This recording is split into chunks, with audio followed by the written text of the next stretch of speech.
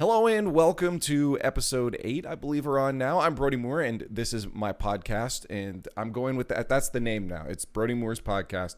That's the end of it. But we are moving on to episode 8 as we move through currently the Rocket League scene. Maybe we'll start getting guests from outside that in other areas in esports. But for now, we stick to the Rocket League scene.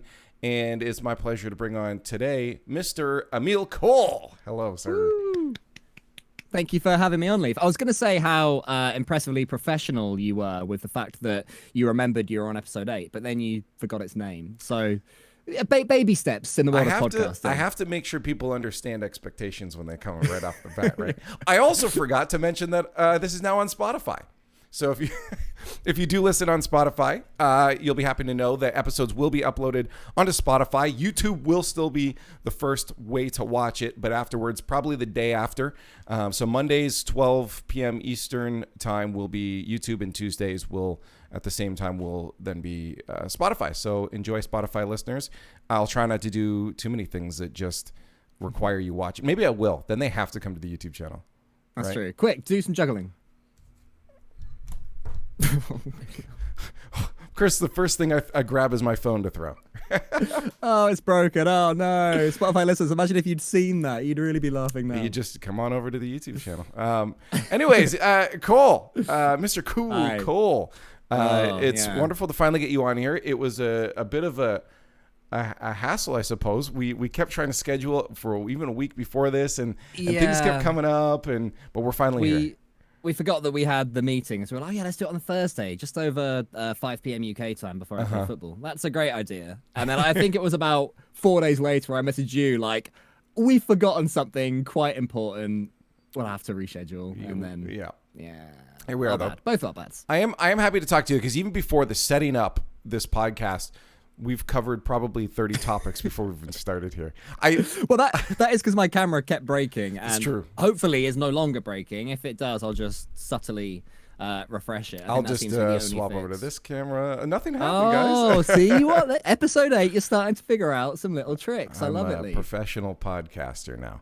Yeah, that was speedy fingers. I wanted to ask you because it's coming to springtime now for, well, most people, I guess, in the Northern Hemisphere. I was going to say, I'm looking out now, and not so much, but in theory, yep. And not too long ago, I believe you've got yourself a nice little abode and a garden out the back. We're starting on the house, are we? The unmentionable thing in my life. All right, well, very abridged. So this is where, so my girlfriend, she loves going into the full detail of the story, of which there are many twists and turns of many builders, and it's been going so well, and then it's not going so well. I prefer to tell the abridged version, which is, it's all kind of shit. Less shit than it was. I've got this room, for example. So if anyone doesn't know, oh wow, I gestured too wildly and it messed my camera. Was like, no, get out of here. And we're back. For anyone listening on Spotify, we have some technical difficulties. No. It's at this point, it's come to expected. Cole's doing everything he can to avoid talking to me, and I'm not letting him. I mean, actually, what I'd say to counter that is I was on my hands and knees just now, Liefx. I moved over a USB from one slot to another. If that's not dedication to the cause, I don't know what is. You know, that is true. All right, carry on. House, yeah. My sub story. basically, we bought a house about 2 years ago now, and we finally got some builders after COVID because you had to wait ages for builders to be free. Yep. And then they did a bunch of work, and then the work wasn't very good, so we had to go to building control. And building control were like, this isn't very good. And then eventually we stopped talking to them, but we'd already spent loads of money. Fast forward a few months, we did loads of stuff just sort of between ourselves or with family and things. Then we get another builder in who vowed to fix the issues that the last builders did, and he's just stopped talking to us thousands of pounds later. That sounds like contractors, yeah. Probably been conned, straight up swindled.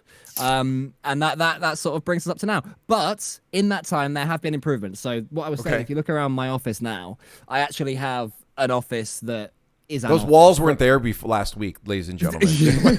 No, to be fair, for a long time, these were just like plasterboard. So I had to get one of the toughest weeks I've had in this house was when this plasterboard room which we had to put up the plasterboard. It's like noise reducing plasterboard.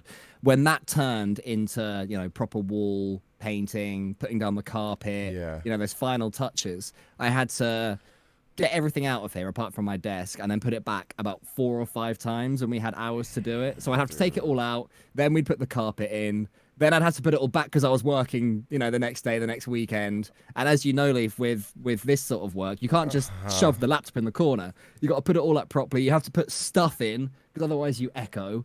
So I'd have to do all that. And then, my stepdad's coming back tomorrow. He's finally able to do the plastering. Take it all out again, do the plastering, wait for that to dry 3 days. Oh, I'm working tomorrow, put it all back, then take it down, paint it, etc., etc. So that's probably the period of my house where I've struggled the most. But there have been some really sort of dark months. Like there was about 5 months where we literally just had our bed, we being my girlfriend, me and my dog, we had our bedroom and we had my office and some stairs to lead us to them. Other than that, I want a it's so bathroom. uncomfortable to live in a space like horrible. that is because you can't settle and sit and say this is my space yet, right? Like so it feels like you're just, while it's great you have a house, it's a first world problem, don't get me wrong. You still feel displaced though, right? Like you still feel like not where you should be. That's a great word for it, displacement. And I guess I'm sensitized to it now. So the downstairs now is I think it's quite lovely and it's almost done. But this dickhead builder who's just for whatever reason stopped talking to us. It was like one more day's work and so much for his skill, and so much would fall into place. Suddenly we'd get like our table is like under a blanket with some rubbled like buckets on it. Do you know what I mean? And that one day's work will allow us to put the table out and chairs under the table that are stacked in the corner. It's that last little bit. But I think that some work is being done on it this week by other people because we're lucky we've got family and friends that can help out. Apologies to my dog yapping away, by the way. But yeah, so it's that's been my sort of that is my life struggle for the last couple of years. So that if I've ever gone quiet from streaming and stuff, it's because my house has just been a nightmare. Oh, that's just Bruno. I want to talk about streaming because you started to get back a little bit to streaming. It's okay. Actually, it's very quiet. It just sounds like singing in the background. Oh, yeah. Maybe it's my girlfriend doing la la la la la la la. No, it's actually apparently audible. But yeah, because you've got back to a bit to streaming. We'll get to that in a sec because I want to keep you down the pain right now. Because I think this is relatable to so many people, especially with some of the audience we have. They'll be a bit older. They're probably thinking, yeah, they've all had a contractor bail on them, and I don't get how this continues to happen. How is this not? How are these people not in prison? This is fraud. It's the wild. Honestly, it is the Wild West, Leaf. Like, so it's not like we've sort of gone in a back alley and said, hey, we'll slip you a tenner if you do our house. We tried to do it through reputable websites like mybuilder.com or Tinder for builders. That sounds fake, by the way. No, but you know what I mean, like those websites where they sort of aggregate and you review them and all that. The first ones we had, they were like, oh, I didn't know you wanted to do it to building control standards. We were like, what? We've told you that we're going to be selling this house in 5 years. We need these certificates. So for them to sort of go like, oh, we thought, so the first lot, we basically, we had in our architect's drawings that we got and our structural engineer's drawings that we got, it said, do the roof with steel beams, whatever, right? Our builders thought better than that. We showed them the pictures. Little did we know they were just chucking wood up there. So that's why the first one halted. Yeah, just things like this. And then they have to go back and forth. Suddenly another month goes by. And suddenly 2 years have gone by. But I liken it. When you hire a contractor and you are as foolish and unskilled as I am, and hopefully some kids listening to this thinking, oh, do you know what? I'll learn to do this myself and not be an idiot like Cole. I liken it to, in like shows where the character's in prison. Okay. And they might go up to the hardest person there and say, look, I'll give you my cigarettes if you protect me for the day. Okay. Yeah. The hardest person might say, yeah, all right, give me your cigarettes. And then are they going to protect you? It's true. It's up to their word. Maybe they will. It's up to them. Or they might just piss off, or they might say, right, now give me a lunch, and suddenly. Well, see, this is why you just have to become the hardest person in prison. This is our advice to the youth. Yeah, exactly. As an esports nerd, I need to be the hardest person in prison. It's tough. It's pretty horrible. And then, every time I sort of mentally budget work that I do or health or going to the gym or whatever with the fact that, oh, well, I can be healthy this week because I know that on Saturday this part of the house is going to be fixed and that's going to be lovely. And then when it's not on the Friday, like it turns out the person's not coming, I think I'm gonna get shitty food and no one can judge me. Yeah, kind of. It's hard. It's extremely frustrating. That's really all I can say about it, man. And I very much sympathize and empathize and all the other thighs. All the thighs. You gifted me your thighs. Well, I remember I actually said before the spring major in London last year, I put out in our little casters, if anyone wants to come and hang out in sort of relative countryside where I live after the spring major, anyone would be welcome to. And James, what bless him, said, Carl, I'll take you up on that. And it was great. I was really looking forward to it. And then that was before one of the big pauses. So I had to message him like, James, I'm gonna have to uninvite you because there's asbestos everywhere. This is not I wouldn't want you habitable catching place. something. Yeah. No, you don't want to be here. Just take my word on it. Oh man, And it's a shame, because my girlfriend and I, we're hosters. We want to have people around. I feel that. Yeah. I think there's something there's something fun about being able to take care of like your friends and family, have them over. I don't want them there for a long period of time. Like they need to know when to piss off. Don't stay for like multiple days on end. If you want to stay the night or maybe even 2, but like I love, being able to cook something up for them, have some snacks and just hang out. So I agree with that. It's quite a sort of base feeling, the thought that you want people to feel welcome and warm and looked after in your home. And what I will point out is that we are there now, as long as people go in with the caveat of, that corner of the kitchen's going to be shit. But if I look everywhere else, it's quite nice. So I'm, having to remind myself how low we have been. We didn't have running water for a good couple of months at one point. I was going to shops. How is that even legal? I don't think it is. It's a whole thing of they should have done it. Oh, they should have done it. Oh, they'll get it sorted tomorrow. And each day you're thinking, they'll be in tomorrow. Then the email comes through and that turns out it's another week. Do you know what I mean? It's all these loops of bureaucracy you have to go through of like building control and the building. All right, so we're putting together a link for the GoFundMe. It'll be down there. That's sadly chucking money at the problem isn't the fix. No. The GoFundMe is I want everyone to dedicate their hours. We're all coming over to your place and building your house for you. Now, I'll tell you what, actually, a question for you as well, Leaf, and one that people can ask themselves. When it comes to sort of generosity, what do you find personally easier to share? Like, if someone said, can you... Let me put it about myself then, because obviously sort of as the guest on this podcast. For me, if someone said, can I borrow £100 or whatever, I'd be like, yeah, sure. Whereas if they said, can you come and help me out for 12 hours building?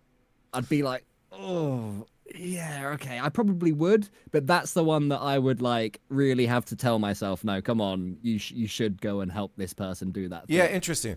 I'm naturally more selfish with my time, but I try and sort of work through that, but my sort of instinct is to be here's the thing is because in life, and if we start talking about this and James listens, he's going to be all in the comments, but a lot of life is bartering, right? Like you're trading this for this, and one of the currencies that we have, and in my opinion, the most valuable currency is time. Agreed. Right? It's the one thing you can never ever get back. At least we haven't figured out as humankind yet. But you can't get it back. We're slowly extending how much time we do have, but it's also not guaranteed, right? So time is a very valuable resource. So understandably, you hold on to that a little more, right? If I agree, if someone says, hey, you can solve my problems by throwing me $50, and if I can spare that $50 and I say, I will help you solve that problem. That's easy. But of course it comes down to, okay, I guess the way I judge it is for this person, this person is important in my life, for instance, say, and I know that me dedicating 12 hours will save them 36 hours. At that point, and I also know, hey, I'm not giving up my time dedicated to something else that will benefit my time in the future. So it's weighing, okay, will this give me a detriment to my future time if I do this for instance, if it is going in and removing asbestos myself that could kill me in 20 years, maybe I'll say, here, let's pay someone to do this properly. Yeah, I did, know? but sorry, they didn't bother turning up. So Leaf, it's yours. It's us. We're going. Get your masks. Yeah, don't need one of those. How much harm can it do? That's great. Yeah, no, it is. So yeah, you tend to weigh time a little bit more. I don't think that means you're selfish or anything. I think it's just because I sort of bypass that, but it's my instinct of, like, for example, at the pub getting rounds in, like it genuinely wouldn't bother me if I got every round in an evening. Yeah. Like, but then, the sort of going around someone's house to help them move and stuff like that. That is something that I'm sort of thinking, I can't be asked. But I think, no, I can be asked because I want to help my friend. And, I don't want that because I know that they do the same for me. Whereas, like, I know there are some people who will just be like, I can come around and help you with that. And they volunteer that. And I have so much respect for people like that who volunteer time so readily.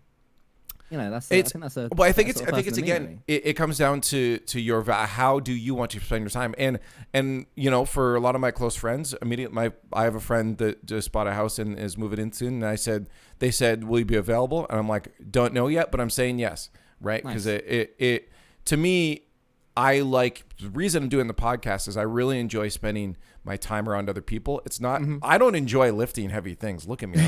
I'm so scrawny, dude. That's actually the bit that I quite enjoy. I like, you like moving things. Yeah. Honestly, I swear to God, right? I've got quite a good mind for moving a table around a corner.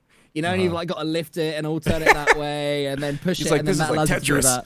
Yeah, I've had when I've had people sort of bring stuff in the house from a van or whatever, like delivery guys. There's been a couple of times where they're struggling, and I've gone, "Oh, what if we do that?" And they're like, "Oh yeah, that'll work."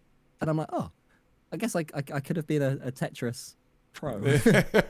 Yeah, new career choice we found for. Yeah, well, so moving. Going back to your example of sort of like moving, I have helped friends move, and I do get a huge amount of satisfaction from being able to help with that. Because for a long time when I was on the grind with streaming and back in my full-time work days and streaming and whatever other gigs came up on the weekend, there's a lot of things where I really wanted to help people, but I just knew that if I did take that day off, as I'm sure you've experienced, there's probably a lot of people listening to this on the grind themselves, that sort of streaming plus work thing where you have to sacrifice stuff. So now I'm in a position where I have enough time to be able to help people do stuff. And it's hard to get yourself back into that mentality of being able to, because once you're doing the grind for so long, a lot of times people especially in streaming and content creation, find themselves not friendless after a couple of years because their friends have this happened to me when I worked in the restaurants in the bar industry I was always working Friday, Saturday, always working the weekends. So for a few years into that, friends would ask me to do stuff, but eventually they just stopped asking me because I would always have to say no. Right.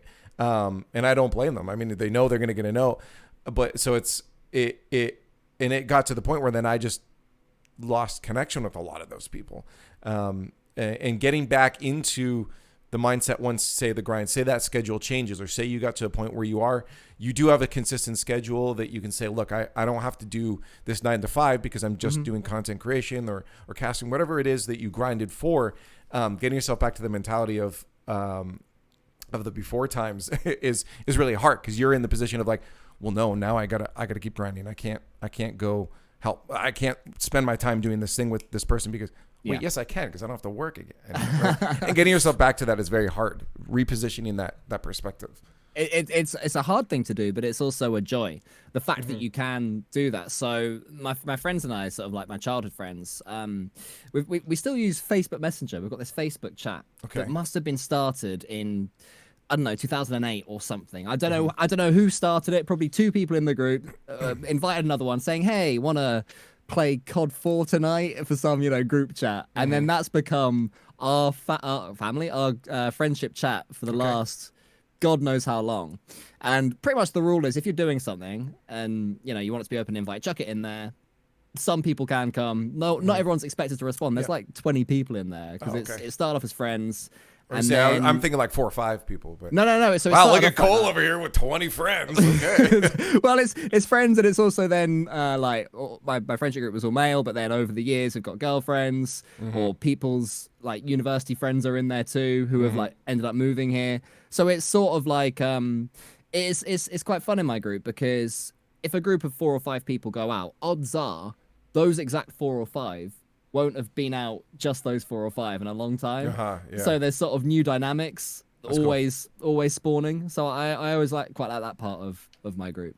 That's really cool. Yeah, you can always sort of see new vibes from different people. Especially in today's day. And this is so interesting about the next generation past us. I think we were around the end of the millennials, and then we get into the Zoomers, and then even past that now is you have a generation that is coming up into a world that is built around online interactions. It's something that our childhood was a lot of in-person interactions, right? Like you had your friend groups, you want to see them, you go knock on their door and see if they want to play some street hockey, right? Like that's what you did. Now, like a classic Brit, we'd go over and we'd say, "Hey, want to get on the ice?" And yeah, that's you get, maple syrup, like all good Brits. It's but what were you guys out there playing football? I'm gonna call it soccer around here because do it, the Brits invented the word soccer. That's true. So this is your guys' fault. Look at that. Thank you. Giving that to North America and then blaming us for it. I say soccer when I go to America. A lot of the times Americans, I don't know, like when I'm in like with Americans, will go to me like, "Oh, can I call it soccer?" It's like, yes, just call it soccer. Like we know what you mean. That's fine. No one's really going to judge you for that. It is language is designed to communicate an idea from this brain to that brain. And as long as the person on the other end understands, why do you have to get mad how they said it? Yeah, exactly. Right. Although, fuck dignitas. That's my dignitas with a U. Oh. With an A. It's dignitas. Oh, you guys say dignitas, yeah. Yeah, the no, we say dignitas. Toss. Yeah. Where's the dignitas? Huh? How do you say what's the word AH? Oh, okay. So you go dignitas. So dignitas. Yeah, I'm not saying dignitas or dignitas. Dignitas. It sounds like dignitas. That's the I'm pretty open with accents. Case of the dignitas. For some reason, every time somebody gets a case of the dignitas, I go, "Oh, whack an A in it, lads." There's an A in the penultimate letter. That's okay. Well, I mean, at the same time, names are a little different, though. You have to. True. If someone tells you this is their name, people get to decide what they're called. Well, but the thing is, they don't know. Like, but what I mean is, I'm called Brody. Screw that. You're now George. You're Brody. No, Brody. but like I had teachers call me Brody. Brody. Oh, that's strange. Yeah. I think it was. Well, a lot of times it was people that were from like an Asian region, like teachers and stuff. So I think it was. Okay. I think it was just the O, just how it was pronounced. So what I was going to say, and where I'm saying people don't actually get, or I was actually going to say countries. If I had my way, I wouldn't call France France. I'd call it Francais, and I'd call Germany Deutschland. I feel like different countries should be able to choose what they are referred to. It's odd to me that the French call France Francais, and we've gone, nah, drop the A. Well, no, that's what I'm saying though. Is they get to decide. So I'm agreeing with you. I agree. I mean, like Netherlands, I say Netherlands, right? Like I did notice they said Holland a lot. A lot of the North America says Holland. They didn't in the Netherlands as well, in Rotterdam. Oh, interesting. People referred to Holland. Yeah, so there's some political... I think it's like the difference between the UK and Great Britain and the British Isles. They're all different things, technically. Like, I'm not sure what the difference is. But there is a slight difference, yeah. Yeah, but no, if someone says, like, hey, this is my... This is my name. This is what I want you to refer to me as. Then I think people have an obligation to do it because that's the one thing you get to control is your thing. But anyways, back to the Zoomers. They now instead of knocking door to door, they just text each other, and it's a lot easier, in my opinion, to say no through a text or say, hey, I can't, or kids just ghosting each other and just not replying, right? And to me, people people will start to build up a lot more anxiety about social interactions as a result. And the thing with anxiety is the more you don't do the thing that makes you anxious, the more anxious you're going to get about it the next time that opportunity to do it rolls around. And the only way to break that really is, and actually a lot of studies have been done on this, that you can't get rid of anxiety if you have that. You can help curb the effects of it by doing the thing that makes you anxious. It's the same thing with motion sickness. Training in VR, you can actually get rid of a lot of your motion sickness by pushing through that motion sickness. Yeah, they will use it to train. VR has been used to train for motion sickness and a lot of phobias as well. But yeah, I think we're getting to a point where people are building up an anxiety of social interaction because a lot of it is dealt with. They grow up in this online environment. Could it work the opposite way for some, though? The fact that they know they have that control of whether or not to go out, there's not going to be a knock on the door. Because I'll be honest, the thought of my mate knocking on my door unexpectedly and saying, hey, do you want to come and hang out? That fills me with horror. But I wonder if that's because it doesn't happen anymore. Yeah, true. I mean, yeah, like, actually, so I'm learning to drive at the moment, and I put in my family chat, I had a really good lesson today. I've got my test in a week's time, which I'm looking forward to, actually. Oh, that's awesome. I'm looking forward to it. And my grandma put in our little family WhatsApp. She was quite complimentary about my flip resets, and she said, oh, I hope that you drive down and knock on my door. And I just remember thinking, imagine if somebody else drove down and knocked on your door, said, hey, just thought you wanted to, I don't know, let me in. I'd be like, okay. And that could be because of my house anxiety. Yeah. That's probably something I have developed. Yeah. Like, if people knock on my door, I'm constantly looking around going, oh my God, what whys have I forgotten about? Or how's their dog going to break their leg, or whatever could go wrong? But it certainly gives you more control, potentially.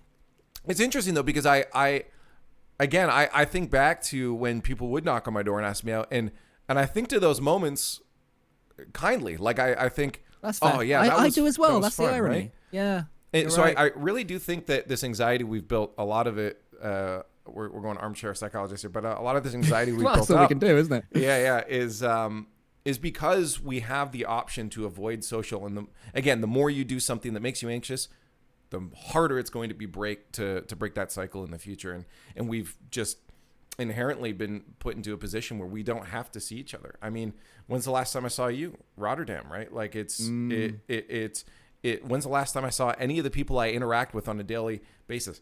Rotterdam. And even some I didn't get to see. So it's like around here, one of my best friends moved away across country. And I have a couple other friends that are across country. And no one's around here. So like, thank God, Do you live in a built up area? Oh, which? Do you live in a built up area, like rural, or is it quite urban where you live? Oh, I'm like 5 minutes from downtown.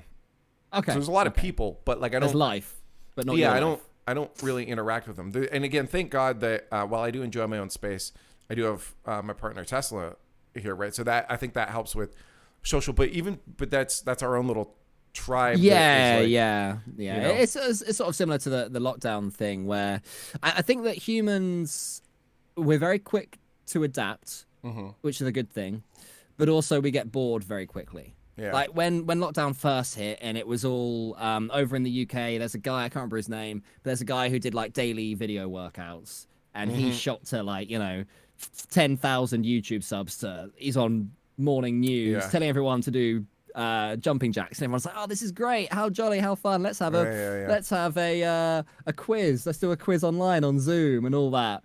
And then when the second lockdown hit, everyone was just like, I can't fucking do this anymore. I don't want to talk on Zoom. I remember actually during lockdown, I had two friends who dropped something off at our house, right? It was during a lockdown. Like, we didn't go anywhere near each other. They just sort of left something at our gate, and we had a little chat. And weirdly, my favorite moment was where I was talking to my friend, and my girlfriend Linnea was talking to, his girlfriend, our other friend. And we were both chatting to both of them at the same time. And then I'd speak to his girlfriend, and Linnea would speak to him, and we could both do the same thing at once without having to. Do you remember the Zoom thing where it's like, Leaf, how's the How's the guitar going, Leaf? And everyone says, just shut up for 40 seconds while you explain the guitar. I could not stand that. That was one of the toughest things for me. With those, Yeah, no. And this is, again, I think this is, I mean, we're getting into my disdain for social media completely. I think a lot of the problems we have just it's around social media. I love. What counts does like Reddit count to you? Yeah, the ability for I think it's the ability for people to. Reddit's not as bad because you're not really projecting yourself, right? I think egocentric social media like Twitter, Instagram, TikTok, things that are built around your character or your brand, people have a tendency to hide the worst things in their life and create a perfect little picture. So everyone sees that perfect little picture of each other and says, I want to be like that. So we all create this falsity that we're all perfect. And then we get to the point where, well, if we're all perfect, one person making one mistake, they must be excluded from our society, right? We won't give them a chance to learn. And you get this cancel culture, you get division, you get so much. And I think it all stems from the ability to curate such a perfect picture of ourselves on social media.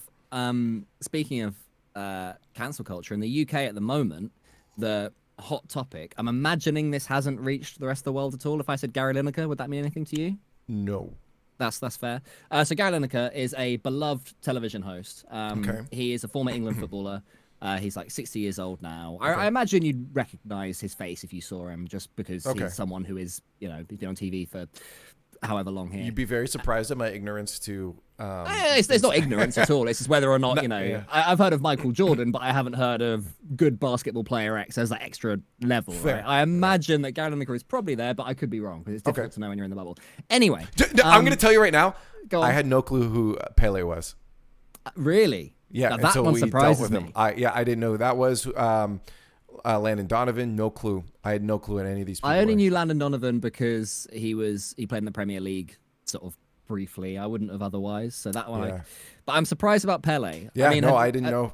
I watched a documentary. So only reason I knew because I watched a documentary where Wayne Gretzky was also in it, and it was the best of these different sports. And Pele was in that. That's the only thing I remember. I'm like, oh yes, I watched that on a plane one time. Yeah, I mean, there's nothing wrong with not having heard of Pele. Do you know what I mean? Like, I mean, you mentioned Wayne Gretzky. I've just about heard of him. I had to think. I'm pretty sure. Which blows my mind, right? Exactly, right. I had to do a couple of leaps to go. Oh, the ice hockey player, right? Yeah. It's not like an instant. The greatest of all time. Yeah. I didn't know that. You know, I knew that he was regarded. I didn't know he was. So is he? If I said Messi to you, you've heard of Messi? Yeah, I've heard of Messi and Ronaldo. Those are like the two other that I know. Cool, that's fair. And Beckham. Oh, of course, Beckham. Yeah, so Gary Lineker's not quite up there with Beckham, but in the UK, he's a household name, right? And he's a left, not in football, like in politically, he's very left leaning. To the extent that he has, he earns a lot of money. He's the most paid person on the BBC, but he had immigrants staying at his home before Ukraine was invaded. I'm not sure which country from Syria or wherever. So a few times, but refugees, regardless. Yeah, exactly. So a few times people have called him out and gone, "Oh yeah, well you make all this money. Why don't you look after people?" And he's just like, "I do. I have had people. People come through my home. I welcome them in. That's what I want the country to do." And Gary Lineker tweeted. So he's on the BBC, right? And the BBC meant to be impartial, middle of the road. They just say what happens. They don't give opinions. That's of course, yeah. That's like our CBC. Where they try we've talked about this before, haven't we? That you've got sort of the BBC equivalent. Which in theory, I love. I've always loved the BBC. But the BBC, I'm doing that thing where I'm thinking of context everywhere I go. So stop me if I'm going too all over the place. Okay, no, it makes sense. All right. The BBC, the chairman or the head of the BBC, there's a lot of controversy because he has... I need to make sure I don't get the facts wrong. I don't want to be, libelous here. I believe, allegedly. No, it's good. If you say something wrong, people can comment, and then it helps. That's in the true. algorithm. That's true. So it's fine. I believe it's been discovered that he's given loans to our former very right-wing Prime Minister Boris Johnson, for example, and funded the Conservative government. So, which is like way Boris on the not right Prime Minister of the anymore? UK. No, Rishi Sunak is now. Boris Johnson finally had to leave because of all the partying he did during lockdown. You would not have liked him, Leaf, because no, I saw a lot about him. That's why I didn't realize he had. Yeah, it was after the Partygate thing, which I did believe did. Yes, I did. I do know about that. Yeah, because that made us a sort of laughing stock in the world. So thank you, Boris and the Conservative government. Anyway, so Rishi Sunak, he's equally as right-wing as Boris Johnson, and they've made something called the immigration bill, which is basically them saying, if you come into our country illegally, you lose your human rights. We do not regard you as... They literally said, you will not be protected by our anti-slavery laws, is one example of the things they are saying, that if you come to this country, you no longer get, right? Sorry, that's my dog. It sounds like he's just seen a ghost or something. Jasper, hush, please. What if there's actually a collection of ghosts downstairs now? There may well be. I wouldn't be surprised. Jasper's just trying to protect you. But so in this tweet where they said, "Oh, you'll lose this, you'll lose that if you invade our country," they're using words like invade. Gary Lineker tweeted saying that he completely is against, what this is saying, and also it's very reminiscent of what they said in 1930s Germany politically. Yeah, that was his tweet, right? And that made the BBC threaten to not have Gary Lineker on the flagship football highlights show at the weekend, Match of the Day, which he is the face of. So they tried to basically say, right, unless you apologize for this tweet because it's not impartial, then you are banned from the BBC on Saturday. But Twitter's not the BBC. So that's the conversation. Nor is he a newscaster. He does sport, so he's allowed to be opinionated, right? Because not everyone who ever goes on it is never allowed to say an opinion again. Yeah. And then imagine sports without opinions. That'd be great. Exactly. Yeah, everyone goes, "Oh, sports isn't political." It's like, yes, it is. Yes, it is. So yeah, basically, then all of his analysts, they said, right, if he's not on it, I'm not going to be on it. And then the commentators said, if Gary Lineker isn't on it, I'm not going to be on it. And in the end, what the BBC had to do was they put a highlights package together that had no commentary, no host, no voiceover in between the matches. It was literally just the matches and the crowd sounds. And it was 20 minutes long, Leaf, and I swear to God, it seemed like something from North Korea. It's just sports package. It was like that. And then what's ended up happening is the BBC, they've said to Gary, all right, you can come back on TV, but you have to apologise. He said, no, I'm not going to apologise for saying that. They've said, all right, but don't do it again. He said, no, I will be doing it again if something this awful happens. And then next thing you know, they're like, fine, you can come back next week. Yeah, no kidding. Yeah. I'm going to go get my dog because he's ruining everything. 1 minute. Jasper, buddy, why do you make these horrible noises? Hey. Shush. Ow. Come and give Leaf an apology because you're ruining his podcast, all right? Come and give Leaf an apology. No, stay, buddy. You can stay here for a few minutes to calm down. You can try staying in my office. No, stay. Thank you. No. Jasper. Honestly, it's actually pretty quiet in the background. So. Oh, really? It sounds so loud for me. It's actually barely audible. So. Say sorry to Leaf. All right, we've had a doggo break. Here's the doggo. Hello. There you go. If you're listening on Spotify, you're missing out on doggo on screen right on now. On a little hound. There you go. Right. Okay. Nice little wave. Shush. Please. Just stay in here.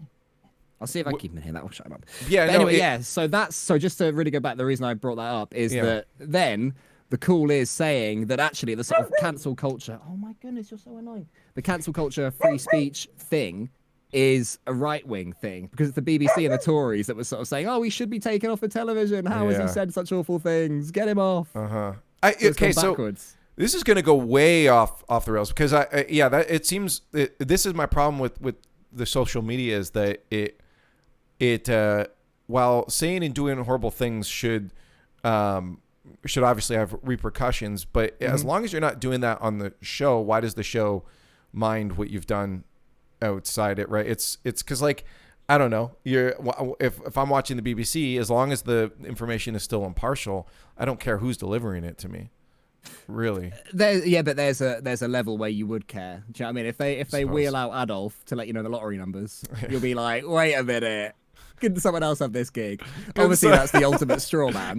Like, there's that sort of level of, this person shouldn't have a platform. And the BBC really pushes its whole impartiality thing almost to a parody of itself. Like they still get climate change deniers to represent that view, you know? Yeah. So there's a strange version of impartiality. It's not necessarily impartiality as everyone on the spectrum, no matter how extreme. Yeah, well, the hard thing with impartiality is that people think that means you have to have extreme opinions represented, when the point of impartiality is to just represent, here's numbers, determine what they mean yourself. Make of them what you will. That's the point of it, right? You don't say this means this. Say, hey, here's this information, and this is what we've concluded from it. You can have the information and find, see if this peer review it essentially yourself, right? Yeah, it's very hard. Impartiality is a very hard thing to do, especially again in a world that's becoming so divided through social media. Yeah, exactly. It's oh my goodness. Right, I might have to chuck him downstairs. Sorry, Leaf. Every 2 minutes, something in my life or my house is... It sounds chaotic, and which is why I very much appreciate you being here. It is a little bit chaotic. But the thing is, he's been an absolute angel for about 6 hours, and he's had a walk in that time. So he's heard podcasts, and he's like, I want on. Exactly. He just wants all the attention, doesn't he? Jasper, what if you sleep behind me like a beautiful little dog, like you have been recently? I've been streaming and he's been chilling behind me. It's a bit of a cursed thing, me being on your podcast, but we're getting through. I love it. So. I love the chaotic nature of it. Now, I'm gonna hard swing somewhere else here. Take me there, Leaf. I create a document. Honestly, I find the best conversations you have with people is when there's no real guideline going in ahead of time. You just sit down, hit record, and go, right? And that's what we'll be doing. But just in case, I always like to have, just as throughout the week, I just have a document. I'm like, oh, I'd like to ask them about this. And I write stuff down. And for some reason, on the list of questions that I have for you, the very first thing says, have you been listening to Harry Mack? And I have no idea why that's written down there. Harry Mack. Yeah, we talked about Harry Mack during the last RLCS. Oh, you're right. Okay, that's why it's been. I was on a Harry Mack kick recently too. Really? So yeah. Yeah. I mean, for people that don't know, Harry Mack is an incredible freestyle, just off the top, like one of the, I think probably the greatest freestyle lyricist out there. The fact he can just rap about, sometimes he'll rap about what he's thinking about as he's thinking about it, and it becomes like super meta.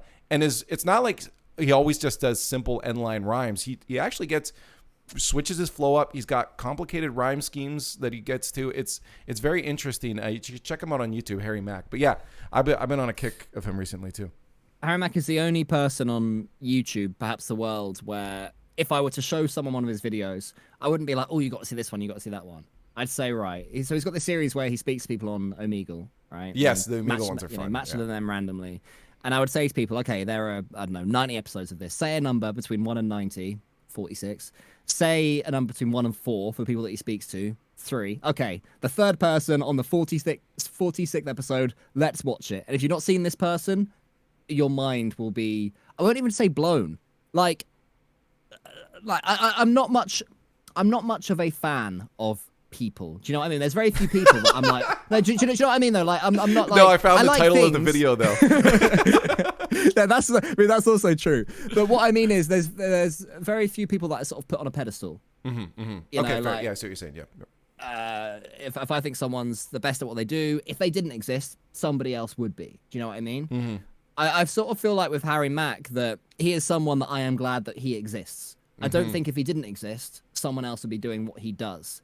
To me, his talent is that unique. He sort of, cause it's not just his sort of skill either. It's the vibe and the positivity that he has. So he always sees it as his goal to leave the other person smiling. Yeah. You know, and there's people on these Omegle things where he matches with them, and you can tell they're in a bad mood. They may be because they don't know him. They may be being a bit like standoffish or whatever. And every time he gets them, and by the end of it, they go from hi, oh, you want to do a freestyle? Yeah, here's this word. And then 2 minutes later, they're like, I like leaning in. You see people grow with what he does. It astounds me. So yeah, I actually quite often have him on like a YouTube video. I'm going through the Emile series at the gym. So like I'll click on a Harry Mack video on the rowing machine. Like, how long's this one? Oh, 14 minutes. And then I'll try and do like a 14 minutes worth of effort, or if it's an 18-minute one, I'll go slower, you know.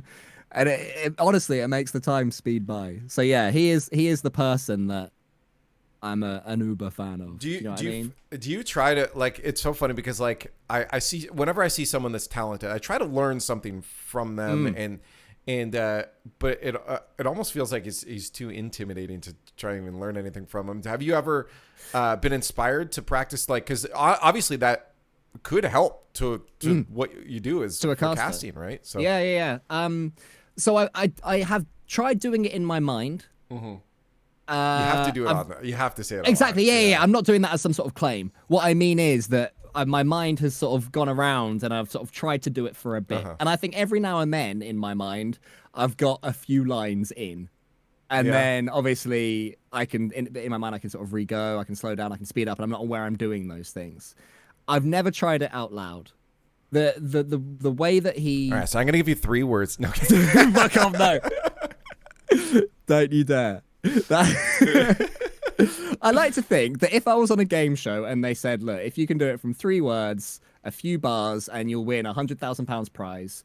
You know, those things like, if I was suddenly put in a police car, I bet I could chase him down. Or if she like dropped that jar of sauce, I bet I'd reach down and catch it. You know those things where you think, oh, I bet I could. I could beat him up. Exactly that. That's the ultimate. Like, yeah, I'd have him. I like to think that if there was a game show and they said, you know, do it for 30 seconds, you get £100,000. I like to think I could, but also I know that I never you could. would. I'm one of your cheerleaders. I know you could do it. Really? Well, thank you. I appreciate that. But to to answer your question of has it affected the way I sort of see things, what he does with words is if someone said to him Doritos, he doesn't just sort of wrap up something that rhymes with Doritos and then say Doritos and then moves on. He sort of, it's like a spider diagram in his mind. Doritos in the center, and then it's dip, triangle, corn or cornstarch or whatever it is. Flavor. Creates a mind map, dust on your fingers, and he sort of goes all the way through. So I have tried doing that in my mind a bit more. When thinking of a word, instead of just sort of going down the preempted path, try and sort of seeing where that leads me a little bit. It's like when you do brainstorming with a group, you put the bubbles on and you do the diagram, the brainstorming diagram. I actually have started to, I don't have one up here, but I have a whiteboard that I just kind of, I have them strewn about now. So if I think of something, an idea for a YouTube video or whatever it is, I write down the word and then I start doing bubbles off of it. And all of a sudden I'm like, I could make a video of that, or I could tie this in with that. And so I think having those organization methods are really, really good. It's hard sometimes to just do it in your mind, though. Writing it down helps a lot, but obviously Harry Mack can't. But so I guess training doing what you're doing right now in itself is, even though it's just in your head, is probably still really good training, because you're getting yourself used to visualizing that word web so that you can do it when, like, in your casting or just through life. Yeah, I mean, so my biggest, I mean, maybe the people listening will disagree and think that I've got 17 other things that I'm very weak at. But in my opinion, my biggest weakness with talking, casting, hosting, anything is word recall. Because I'm a writer first. I've always said I'm a writer first and foremost. You know what I mean? Yeah. Like, I don't think I've been put on this earth to cast Rocket League. I think I've been put on this earth to write words. That is what my... Well, you fooled all of us. That's exactly. That's the thing where I think, like, oh yeah, I'm all right at that. But what I really sort of take pride in is a piece of writing being as perfect as I can make it. And when you're writing, you have the ability, you can take 24 hours off, come back to it the next day, get rid of it all and start again. You can change this word, you can look at a dictionary and all that, right? And the frustration that I have with live performance is that I can't just go, oh, 1 second. Sorry. Delete the VOD. Squishy, can you just hold there on that flip reset, please? I know there's a word I'm looking for. Yep, cheers, Squish. Oh, good. That was a really good flip reset. A good flip reset from Squishy. Do you know what I mean? Like, there's a word and I want to find it. I can't get it. I've got to move on. I've had to teach myself that move on bit. Well, you like, so I say when I start writing, and this is why. So I was talking to you before the podcast. I started using a site called Notion. I still don't quite understand what it is. So it's basically a second brain, kind of like it's a chance for you to set up an organization method for whatever you want. You can create task lists. You can create. I have one for all of my different YouTube channels where So is it like Jira or Asana, those things that split stuff into tasks and say, oh, this task is done for this? So it's not a task manager, but it can be a task manager if you want it to be. What's it called? It's called Notion. I'll have to give you a bit of it. It's a bit of a, again, steep learning curve. There's lots you can do it. Very powerful. And they actually integrated AI into it recently, so you can help you write scripts.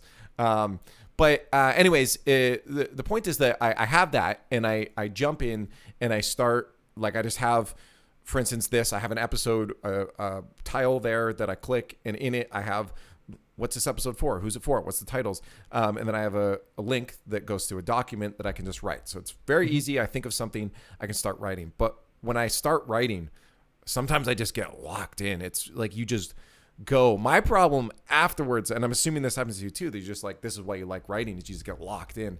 My problem tends to be afterwards organizing it or telling the story in an, because you can tell any story in an infinite number of ways, and doing it in the way that creates the most suspense, tension, drama, or just intrigue is, I find, sometimes difficult to arrange.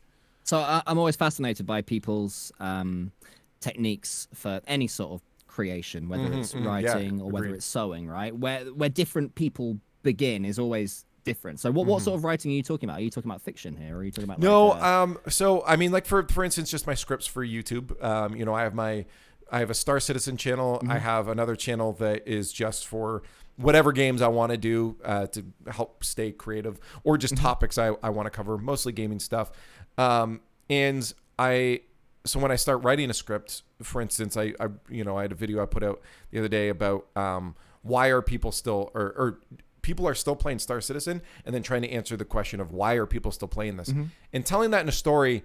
I started off by giving information. Look, Star Citizen's numbers are going way up. Then I ask the question, why is this happening? Then I give examples of it, and then conclude it, right? But I could have started with the examples and saying, being like, imagine you're doing this, and then show a clip of some crazy thing happening, and then this, and then be like, this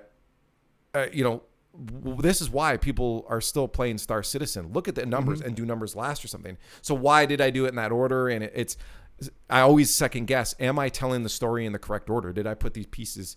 How do you manage putting the pieces in the right order so that you're telling the most intriguing story, that version of that story?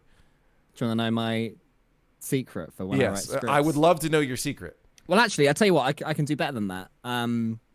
Better than your secret. We're going to get everyone's secrets. No. I mean, I love talking to people about my sort of creative. Yeah, it was interesting because not that it's better. It's just different to most people's. Yeah, I know everyone's different to everyone's is what I'm saying. Yeah. We got Stumpy's half on episode 5, I believe it was, but we never and that's the only time I've ever heard him praise you is when you weren't there. He said he said he was kind to me. It is interesting because he's talked a lot. So I'd love to hear where I can do better is there's one script. I think it was the Greatest Game 7, the Moist Furia script, where I knew how it was. I knew how good it was going to be. I didn't know how I was going to get there, but I knew that one way or another I would, right? There was a good story to be told. Exactly. So the way that I write is I sit down and I just get it all out on a page, on multiple pages. I just go from beginning to end. Yes. Even when I'm writing it, I'm like, this. I've said to my girlfriend so many times, like, I've gone too far this time. There's no way that this is going to end up a good script. And then, over the next week or whatever, I make it a good script.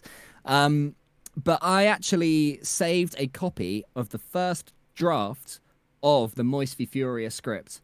Because I knew it would be interesting. I've never told anyone this because, like, I don't know. I do these things where I know that for aspiring writers, whatever, that could be an interesting little relic to look at, to compare it then to the final one. Just to interject, I actually feel like it would be, for creatives at least, an interesting YouTube video for you to go through the finished and the first and say, this is why I move this here. I'd love to do it on. I just don't want to seem a bit wanky as the thing, Leaf. That's no, what I think that's to me. I think that's my British, but... like, oh, I don't want to be like, oh, then I did this. Yeah, that's a British thing for me, not to say, hey, I'm really brilliant and amazing at this thing. Here's how to be as great as I am. Like, that's that's Britain. I guarantee you, I'm not the first heels. person asking your process. No, right? That's true. That's true. That is, if people are asking, they want to know, because in my again, I had Spaceman on recently, and we talked again about our process for creating stories as well. And I think the people are watching because they want to hear that stuff. So I absolutely think people. Yeah, let us know if you'd like to see. We're not getting a lot of comments. Wanky. Yeah, but let down below if you'd like to see it, because I would. That's the thing. Part of me sort of knows that people would be interested in that, and it's like, oh, what if you say anyone want to see this, and then no one clicks on it, etc., etc., etc. Well, that's the other thing. Is like, what I asked for comments, but we're getting a good amount of more views than I thought so far on the podcast. But not everyone's commenting. What if no one comments, and now you're going to be like, oh, no one actually wants to see it, but but they're on Spotify and they can't comment, right? You know, exactly. Right? You have to put it in tags or something. But yeah, so no, I basically, I know how, so to take the Moisty Fury match, I generally don't even know where the angles will go. Like, let's say, I can't remember how I started. I think I started that one with Furia, because the story starts with Furia, who back in season 7 were bossing it, Card and Kaio, blah, blah, blah, blah. No, they didn't have Kaio yet, because he came a bit later. Card, Tanda, and whoever, I've forgotten. So it starts there, and then I'm writing up to there, and then at some point, me writing them will give me an angle to bring in Moist, or a Moist player, They all came through together as Queso, but maybe in a different world, it was just Vatira who was beating everyone, and maybe I'd start with Vatira being the focal point, or whatever, right? I don't know how that's going to be brought in when I start writing the first set of words. Whereas I know that some writers would so my background in writing professionally was I was a technical author at a software company. Oh wow, okay. Which is completely different, because with that you don't just sit and write. Yeah, you need to You're basically extrapolating a sort of flow, a chart like this, then this, then this, then this, then this, into as few words as possible. And if you just sit down and write, you're going to be all over the place. Yeah. And my boss, he'd sit there, he'd bullet point it and go, oh, then this will go here. And he sort of, I think he always resented the fact that I just sort of dived in and then tweaked it until it worked. And, for a little while, until he realized that I got there my own way. He was actually a very good and open boss with our different techniques. But as long as the result is there. Well. Yeah, exactly. And he was brilliant as well. Like, he taught me a lot. It's from him that I learned the joy of, oh, this is shit, I'll make it good. Because you got to have that as a writer. Because most of it is shit.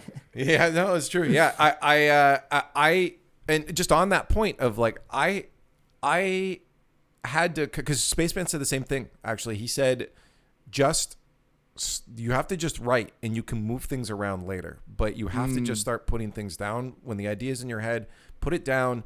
And my problem beforehand was I'm like, well, I need to know the pacing ahead of time. I need to know what points, what's the context I need to go and I would just not write as a result.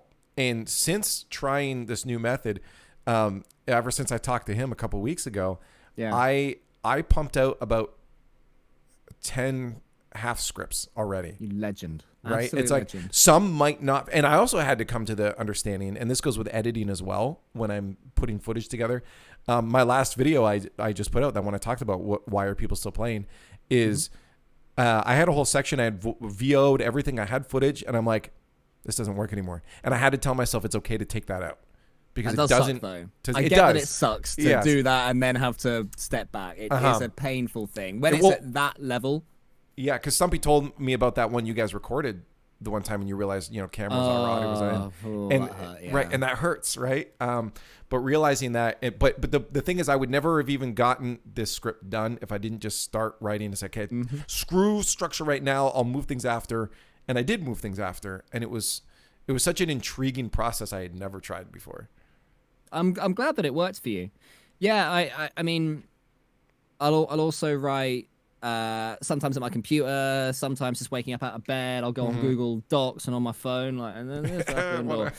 But often before I start a script, I will do the first draft of an intro, if it, as and when it comes to me on a notes app, just like, sometimes in the middle of the night, get it down. Is it crap the next day? Oh, that is crap. Yeah. Get rid of it. Or it's like, oh, that's actually a decent starting point.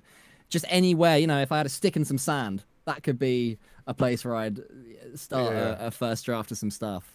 It doesn't matter where it is. Have you ever thought, so at least on my phone, I know on Pixels, they have their recorder app that transcribes everything very accurately. Have you ever used just voice notes and then had it transcribed after?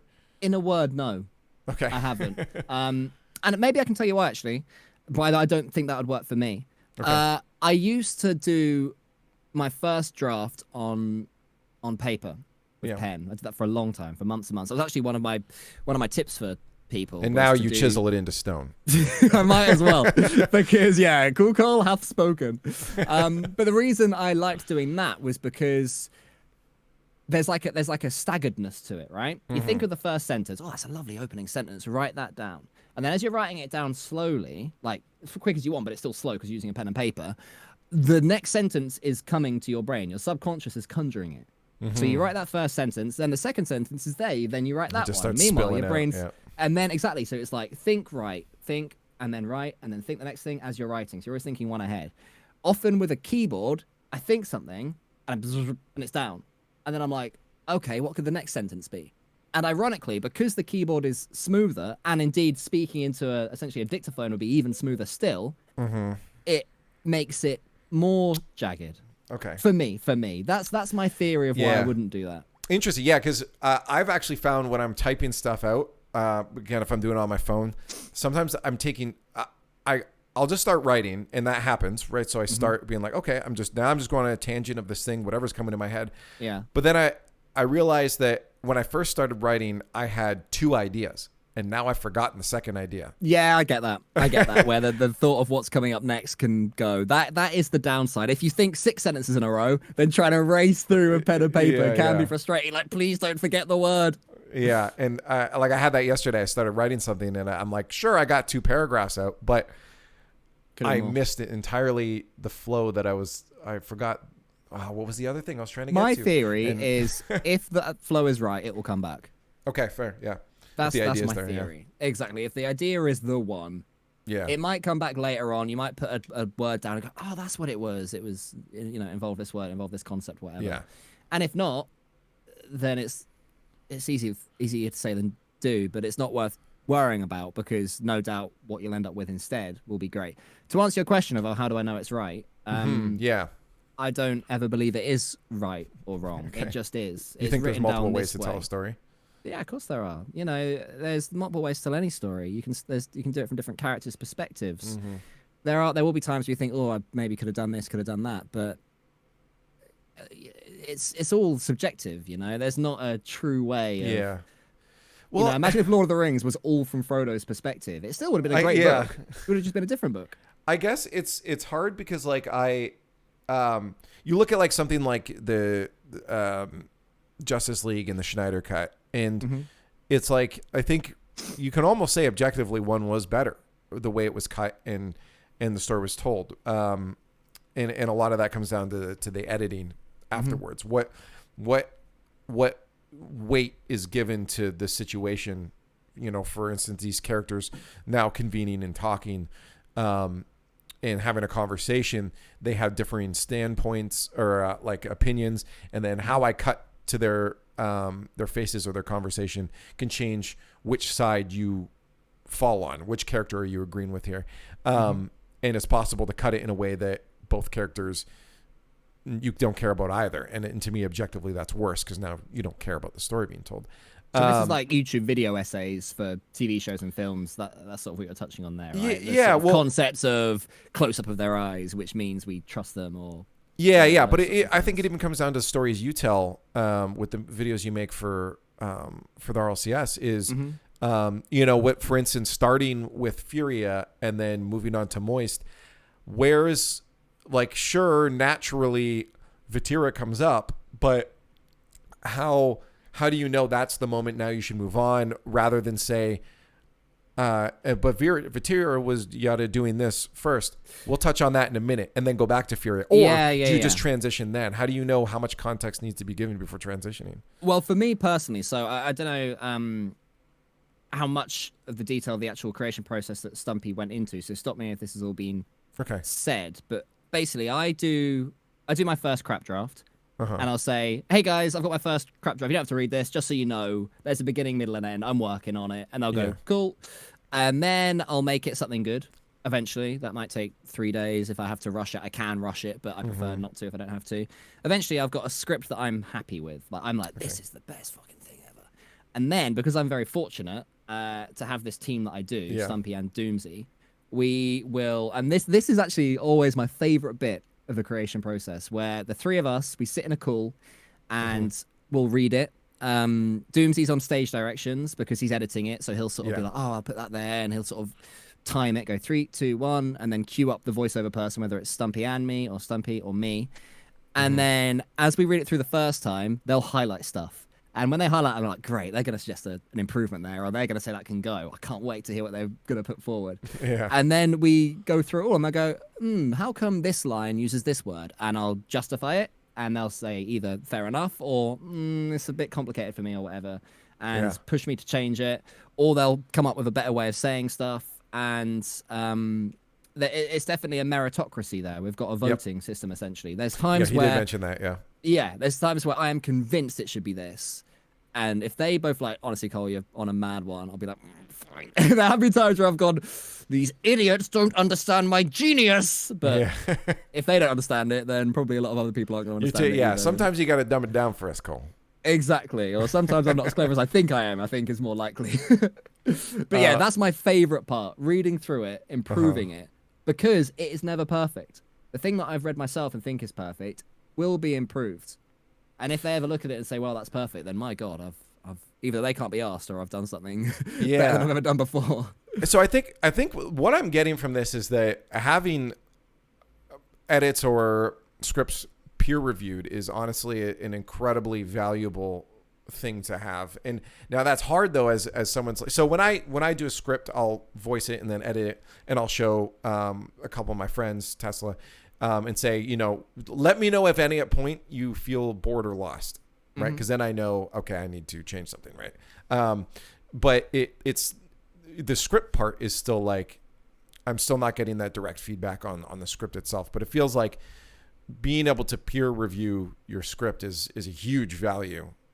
I love doing this as part of a team. I couldn't solo it. Like, I respect you and everyone else who does, because it's a lonely venture, right? You sat down and nobody gives a shit about this thing until it's done. And depending on the level of video you're doing, that could be, one's doing, that could be 100 hours. In 100 hours, at the start, people are like, oh, what are you working on? That's cool. 3 months later, you go, oh, I'm still working on it. They go, okay, because that's old news in their mind. Until it's out, and then they'll watch it and they'll go, oh, this is great. But by that point, you might hate it. By that point, you're probably in your own head thinking, oh, what if I told this bit wrong? Everyone's going to notice that cut's wrong, etc. Spoilers, people don't. They tend not to notice the things that you do notice. And I'm very blessed to have a team around me that I trust fully, even if sometimes they tell me to change a word and they're idiots and wrong. But overall, I fully believe that between overall I believe that between the three of us, or if we're working with Sam, our other editor as well, I fully believe that between the three of us, it's better than it would be if it was just me from top to bottom. And that you can't really force that. Would you? I'm going to turn it back on you. Would you like that in theory if you found a Doomsy or a Stumpy? Or do you? Because some people need it. Some people need it to be all them. Otherwise, it's not their vision, and they can't really commit to it. Yeah. So it's again, it's tough because I like to, if I'm on a project, I still like to have executive control, right? But I also, here's what I think. If I ask questions, again, as I said, I ask Tesla, ask I shout him out, my buddy Doyle. I bet you like brutal feedback. I bet you don't want anyone to sugarcoat it. You want people to say, no, just say. Yeah.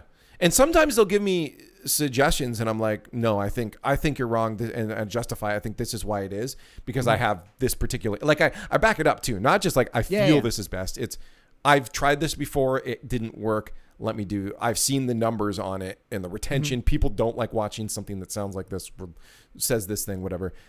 I'm going to ignore you there. But I only ask these people because I trust their input, and I trust their perspective on the matter. And I do like that feedback, right? I do like to get that extra perspective, because I also have to understand that, sure, I'm creating this thing and I want executive control, but I also might overlook something. And for instance, a friend of mine, sometimes I've gone to the Nuzzinator, and he will, he's doing a lot of Lawler's videos actually right now. He'll do something I hadn't even ever thought of before in terms of like editing. He's an incredible editor. And so having that perspective, I very much value. So I do like it, but it's also, I do wonder how I would operate in a team like you guys, where it is just, because I feel like the content we create is very different. Mine is strictly for a YouTube audience. Yeah. Right? I am beholden to an algorithm. I have to look at those numbers, whereas you guys get to just make the best video that you think you can possibly make, right? Yeah, so it's, you know, at any point, Psionics have every right to tap on our shoulders and say, we have to have a hard cut of this, or we need to go in this direction. And, you know, they're ultimately the client. It's working for a client as opposed to working for viewership, I guess, is the difference. Yes. Where, if they said, we need to push something that's going to, we want to get a viral video, that is the only target, then that's such a different process. Exactly, right? Yeah. But it would still be the same process. It would be just a different goal. Product. Yeah, exactly. The process would be the same. The process would be me spaffing some words down, hopefully chiseling them into something good, and then Stumpy and Doomsy saying, what you on about, Cole? That's rubbish. Change it to this. Me being like, yeah, all right, fair point. It would just be for a different different target. You know? Yeah, no, it's and that's why it's interesting, the writing process, because like, well, I guess the writing process is the same, but like what you're trying to accomplish by the end of it. And that's why I ask about when do you know to move on, when you're dragging on too much, because it's almost like asking how do you construct a TikTok as opposed to make a Hollywood movie? The product is completely different, right? And you sound like you sound like an alien beaming down from Earth, and go like, now why isn't this TikTok 3 hours long like that other piece of human media we consumed yesterday? Does not compute. And imagine trying to watch an hour or 2 hour movie that's in the style of Mr. Beast. I think it would be terrible. Yeah, it'd be awful. Fair. Mr. Beast makes YouTube videos. Right, it's designed. Maybe that would be like Super Size Me or something. Maybe that's how it could be done. No, but it's the thing with Mr. Beast is the way he looks at things. He is all about retention, and if it is not as attention grabbing and ADHD as possible from moment to moment and interesting, it doesn't make a cut, right? But in movies like Hollywood cinema. Sometimes it's good to have 5 to 10 seconds of a character sitting there in silence, staring at a wall, because that tells that character's story. I guarantee you, because I'm pretty sure I've heard Mr. Beast say he struggles to get through movies like that. Now, Leaf, what if? Yeah. You know, you take your classic film, you take Blade Runner, okay, and then you do a split screen, and pop somebody playing Temple Run on the left side of it. What would be your thoughts on that as a film aficionado? Let's move on. What if that introduced Blade Runner to a brand new generation of people, and all the class, The Godfather. Suddenly, all the kids are talking about these masterpieces of cinema because they can spend 15% of their brain processing looking at a little fella whizzing about in a temple. Then I say they don't deserve to experience these movies. If that's what it takes, they are not quite worthy. like that's weirdly a thing. The whole what game is it? It's not Temple Runner. That's a boomer reference. There's some game that's played on the left. It's like a running thing, isn't it? Where you jump. Do you know what I'm talking about on TikTok? Have you seen that trend? I don't have TikTok. Because Nor do I. But I've seen it on like Facebook, and I've seen people rant about it on Reddit and stuff like that. I know the whole idea of split video stuff. Like it was like a game on one side and like Family Guy clips on the others. I think that's a popular one. I don't know how that started. I have seen that. I'm like, it makes no sense to me. I quite liked it. I was like watching the gameplay and hearing the dialogue. It was quite entertaining. I mean, if it matches up, I suppose, yeah. No. The gameplay was going on in its own little world, while Brian and Stewie were arguing about religion or whatever. It's really weird, but it's like it's what the kids are into. Well, you said you liked it. Now you have to explain what it is that appeals to you. I mean, I've seen like one clip of this, and I thought and I don't know. I'll tell you what it is. Actually, you're probably going to judge me here. I'm already. When I'm a very bad film or TV watcher. I've got multiple monitors, let's say, okay. And the show is going on in one, and I'm normally doing something on the other, like that's where we reading on differ. the other or something. Yeah, I imagine so. You seem like someone who, if I'm consuming, I am consuming that thing. That is it. I respect that. I truly do. I can't, and this is the thing, is I can't play a game and listen to a podcast in the background. Even Rocket League, even something that's sort of quite at this point. I'm just there's like sometimes I'll put music on, but even then I rarely listen to music while I'm playing Rocket League unless I'm streaming. If I'm just playing Rocket League, I'm playing Rocket League. That's really, and it's, again, Rocket League is less. If I'm playing a single player game, there is nothing on, because I don't know. To me, I look at it like a story like the game. For instance, I'm playing through Hogwarts, and that's a piece of art that developers have poured their energy and time into. And like, imagine someone's watching one of your videos you make, but then they also are just on their phone watching TikToks, right? Like it almost feels like you want their attention because you've put your heart into this thing. I do, but equally, I feel like. I feel, maybe I'm wrong. Yeah. Maybe if I was in a cinema and your feelings are not wrong, I'd be like, guys. Yeah. But my instinct, my theory is that wouldn't bother me because I do consume stuff, rightly or wrongly. I guess you'd be hypocritical. Yeah, exactly. Well, not even hypocritical. The fact that I genuinely wouldn't begrudge. I'm not like, I would begrudge, but I do it too, so it's okay. I think for me, I would have faith. So, for example, my girlfriend, she's got ADHD. And she's always looking at her phone during shows, right? Like always. And well, it's interesting because I have ADHD too. Well, that's what I was wondering. It represents itself in a different way. Yeah. Is the fact that you are so staunchly about staring at the one thing? Is that almost like a rebellion against the ADHD? Like, screw it. No, I can't concentrate on this thing, or is that natural? Well, ADHD people have a thing called hyperfocus. If we're doing something we very enjoy, that is, you could walk in front of me and I won't even notice that you've just walked in front of me because I'm so invested in whatever it is I'm and that's how you stay up till 5 a.m. or whatever. Yeah, Suddenly you look at like, oh my god, it's light. When did that happen? Yeah. I've seen it. Yeah. Half the time I'm messaging you guys, it's you guys are waking up and I'm still up. But for me, it's because I'm so invested in what this artist has created, I hyperfocus and I want to hear how the music affects the tone as I walk through this forest or listen to this dialogue. What was this actor's performance on this voice line? And so I am fully enveloped because I think the ADHD. I'm hyper focusing in on that thing. Do you do the same when you read a book? Or like, do you read books? I think you do. Yeah, actually, I haven't read in a while. Do you see it? Do you feel it? Yeah, actually, and sometimes it's the part of the problem with ADHD is if I'm not in the mood to be reading that book, I end up reading the same passage 20 times over without taking it in because I'm thinking about what's on that TV, what car just drove by there, and and because my brain isn't hyper focused. But the second I do hyper focus, it's 2 hours later. Really? I don't think so.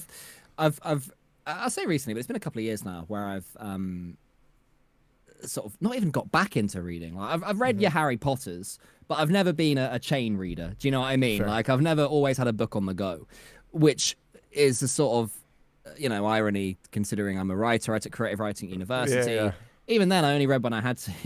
Tesla's at 2 books a week this year. Really? Yeah. It's insane to me. That's I read maybe one every 2.5 weeks, 3 weeks at the moment, and I'm bloody proud. Every time I finish a book, you're still well ahead of me. So be proud. Yeah, I'm going to my girlfriend. I read 30 pages. She's like, oh, that's brilliant. Well done, Emile. It's like because for years I didn't read at all. Yeah. And yeah, I started actually. It was I was saying earlier, my word recall was my weakest part of my performance, my live performance. I was hoping that reading would help with that. And I think it has done. Often, like when I have casts where I felt like I'm in flow state, where I've really nailed it, it's where I've been reading a lot recently. Also, to go back to the Harry Mack thing very briefly, watching a lot of him has helped me retain these words because of the way, because he doesn't necessarily use like words I've never heard, but he uses lots of words I have heard that I wouldn't necessarily use. Associate with that. Exactly. He just has them all in front of him, dangling in front of him, right? So yeah, I'm sort of using reading to get better at that. And yeah, every time I finish reading a book, I go on goodreads.com, goodreads.com. Yep. I'd sort of say read, I'll have a look at what people think, because it's a bit of I feel like it's a bit of a lonely thing reading a book. It's not like a film where you can like, even if you're hyper focusing on a film, if you're at the cinema, for example, or if you're watching at home with friends, you might see them like go like that, or you can look around and see if someone's looking intently, or see if the person's crying you cried at, or whatever. There's a visualness to it. Whereas reading a book, unless you're part of a book club or reading a book that somebody else has already read, I can't, like the book I'm reading at the moment, it's called Eyes of the Void. It's a sequel to a book called Shards of Earth, right? It's a space opera that I'm really enjoying. I'm really liking my Have you read The Expanse, by the way, if you like space operas? I've not read The Expanse. I've seen The Expanse on Amazon. Yeah. Would you recommend reading it even if you've seen the show? Tesla's reading through it, and she says it's as good, if not better. Really? So, she's would highly recommend it. I started reading it, and it was already pretty good. I haven't finished the first book, but I ain't gonna judge, Leaf. You don't have to be coy about it with me. Who would I be to judge? Do you know how many books there are in the series? Oh, are we talking like 30 or 4? No. It's like 7 or something. Okay, that. Yeah. No, I'll definitely put that on the old imaginary list. But the thing about books is that the ones I've mentioned, I knew you wouldn't go, oh, I know that bit. Have you got to this bit yet? That tends not, at least in the circles that sort of I go with. Yeah. There's not someone I know that's read every book. In the same way that if I've seen a film, I know Billy Bob 27 in my community has definitely seen it, and I can say, hey, what do the people think about this book or this film? Sorry. So books are quite it's almost quite isolating. Does that make sense? I do feel like reading's getting a lot more popular in the past bit here and now, though. Maybe. But yeah, no, you're right. It is different. So again, I had a lot of Harry Potter stuff spoiled as a kid. Someone came to work one day and just said they knew how much I was into it. Yeah, I was really pissed. What? Someone did it on purpose? Oh, your work. Yeah, this is a professional human being who wasn't a 12-year-old child at school. Yeah. Well, they were a line cook in a kitchen. So I mean, take it. Bloody hell! You don't expect much. They should have been fired for that. I was very upset because I was in my teens as well. I was probably like 17 or something like that. And anyway, so I to this day have never finished the movies or the books because of that. I hate spoilers, and it made me so mad. But Tesla had never read through them, so we're finally reading through them together, and I'm gonna finally finish it, even though I know a lot of the major stuff coming. So there's a lot more to it than the major things. Yeah, I mean, and I'm realizing that it's still an interesting journey. She hates it because she's like, everyone in this book series is so sassy and grumpy and moody. They do get well moody. Harry, he tends to write stroppy teen, doesn't he? Yeah, I'm like, it's teenagers. She's like, yeah, I don't like them. So I remember the first time that a friend and I realized that a protagonist or a main character in a film wasn't like, normally they're sort of perfect. They're always humble and they're always thoughtful and cheery or whatever. Heroified. Yeah. Exactly, yeah. Me and my mate George, we used to love 8 Mile, sort of harping back to sort of freestyle rap, with Harry Mack again. We watched it multiple times and we sort of knew all the raps off by heart. And then we were watching it one day. Have you seen 8 Mile? I've seen excerpts from it, and I know, the rap scenes and stuff. Yeah, of course. Yeah, I've watched all those, yeah. So, basically, B Rabbit, or Eminem in the film, he's a right little stroppy so-and-so. And we were watching it one day, and he had a little strop about, his girlfriend was like, oh, my friends think you're crazy. Like, as a little, haha, they think you're crazy because you're going to be a rapper. And he's like, yo, your friends don't even know me. Yeah, and when they touch him, I'm like, wait, why is Eminem being such a little... Chill out, yeah. Yeah, chill out. It's like the first time we realize that the main character isn't always idealistic. That's Harry Potter. yeah, exactly. He is B Rabbit off 8 Mile. Yeah, he's... freestyle wizard. Yeah, so anyways, reading through those, I don't know what the point of that was, but... Well, that you're going back and you're fixing a wrong. Yeah. Oh yeah, sorry. The point is that I'm doing it with someone it's a little easier now. So I'm making it more of a social thing where we can talk and give our opinions about it as we go. I said, hey, 2 chapters a day. I went ham the last 2 days and read like 12 chapters. Well done. Of book 1. We're on a 5. Oh, legend. Yeah. Oh, I'm well proud of you, Leaf. Well done. So we're, the goal is read 2 chapters and we can talk about it at the end. So but you're right. A lot of times it's not that. A lot of it's just you are experiencing it on your own. But I feel like that's okay because books are that inherently, because the words that are being said, you're envisioning in your head. And that could be even as if they're very descriptive about, they're going Tolkien on it and describing a waterfall across an entire chapter. It's like you still might envision something a little bit different than the person next to you, right? So it is inherently already a personal experience reading a book. I don't visualize books very much at all, actually. Really? I sort of see flashes. Like, so at the moment, the thing I'm reading, there's big space battles and stuff, and I'll see like it's like, baby's first sketch. That's what I see in my mind. I can't shut my eyes and see this beautiful whole battle in 360 degrees. You know what I mean? It's more conceptual. It's more, okay, there's a ship that's going pew pew pew at this ship. Yeah. The rest of it is blank in front of me. Yeah, I mean, like I see them as words, not as worlds. Whereas some people fully like see it, don't they? And that, I can't imagine doing that. I mean, I don't like see, like, it's not all of a sudden I'm on psychedelics and I'm seeing something in front of me, but it's like if I hear a character talking or it says this character walks up and says this, I visualize the character and their cape flying behind them and then walking up and saying this thing in a dramatic manner, as if I was watching it on a television screen. But it's not. That's a lot more than me. I don't see it, but if I shut my eyes and think of a tree, I can. Very faintly. There's a faint tree. It's like a concept of a tree. Yeah. Again, as I said, it's when I think of a red apple, I am not seeing a red apple in front of me, but I'm seeing it. I guess it's in the mind. But it's crazy. Like, some people don't even hear a voice in their head. Some people, like, I don't know, they think conceptually. Yeah, it's interesting. It's a very odd thing, though. Different ways that different people think and visualize. Sometimes is a problem for me because with my tics, like the Tourette's, I sometimes just have like certain letters I have to say sentence a few times to get it right, or if I'm doing an accent, and it's so when I'm reading, sometimes it's hard because a lot of times I put myself in that character's position. I empathize as much as possible to be that character, and then in my head I am the one saying that line. So if I've not delivered it right as like I'm the actor saying it, I have to go back and say it again and deliver it again. But then my tics get in the way and I screw it up, and sometimes I'll get stuck on a character saying an important line like trying to say it like 20 times in a row, and then I get mad because I'm like, well, now I didn't get to just enjoy that character saying the important line because I had to do it. But yeah, I do very much put myself in the book. That's why I see books as a very inherently personal experience it's not problematic. Do you have tics in thought?